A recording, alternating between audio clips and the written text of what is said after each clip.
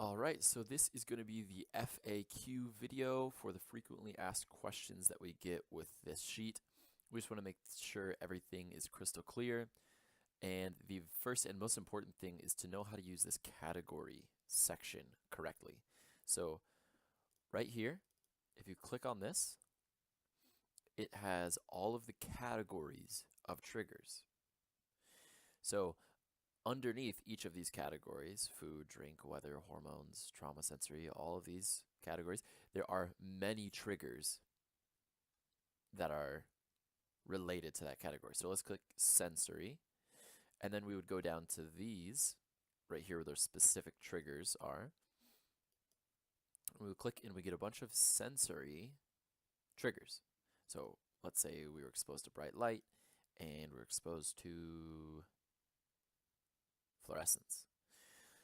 And then we look to see any more. No, there are no more, just bright light and fluorescence. So now let's move on to the next category. Trauma, let's say we didn't have any of that. Food, now we're in food. Yes, okay, we skipped meals and ate nuts. So that's how you do it. You switch to the different categories. Now if we switch to drink, the drop-down menus only have drinks, right? We switch to weather.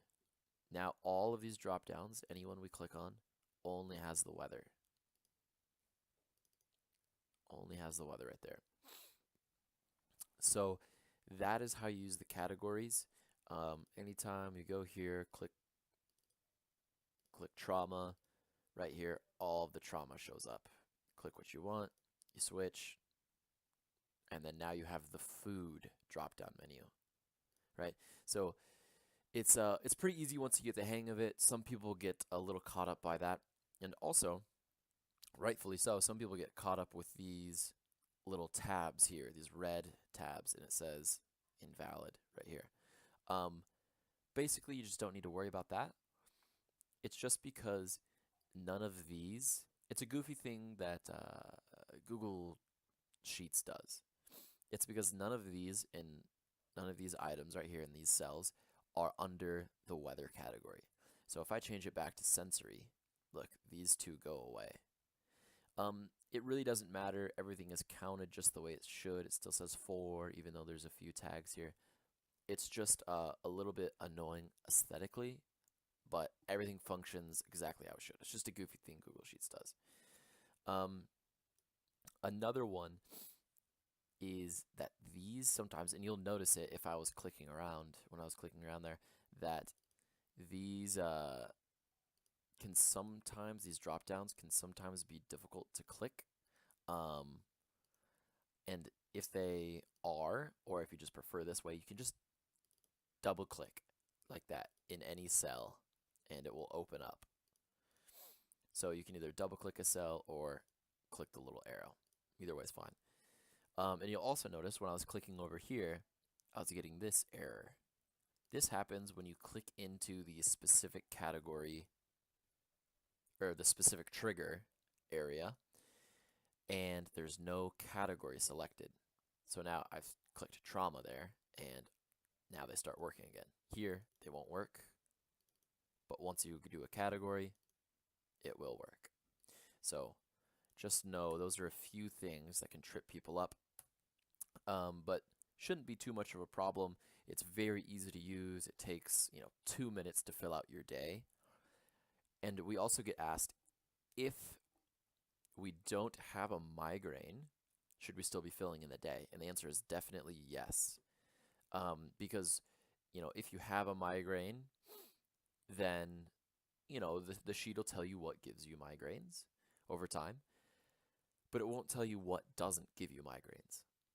So you might be like a coffee connoisseur and you're really worried that coffee gives you migraines for whatever reason, caffeine. And it turns out that it doesn't. Okay, well now you know that. Great, you don't have to be worried about that. Maybe what gives you the migraines is the dehydration associated with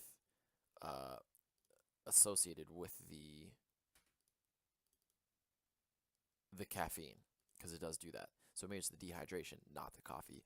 So yes, definitely always fill it in every day, no matter what, migraine or not.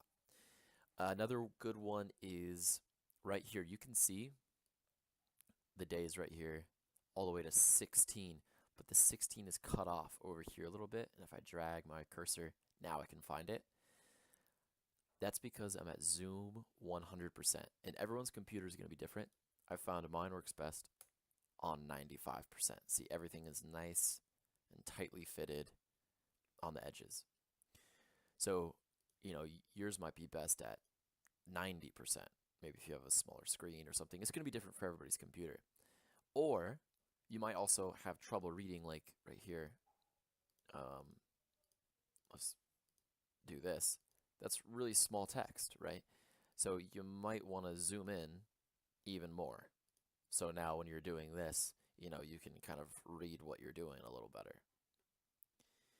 So this zoom function is really good, and I highly recommend using it. But that is really the everything you should know as far as the frequently asked questions. A lot of other ones are covered in the overview. Again, what's really most important is that you use it every day, and it's super quick and easy to fill out. Over a long period of time, you will get it dialed in on what your worst offending triggers are. So there's also another video coming up with some advanced tips. So we'll see you in that video.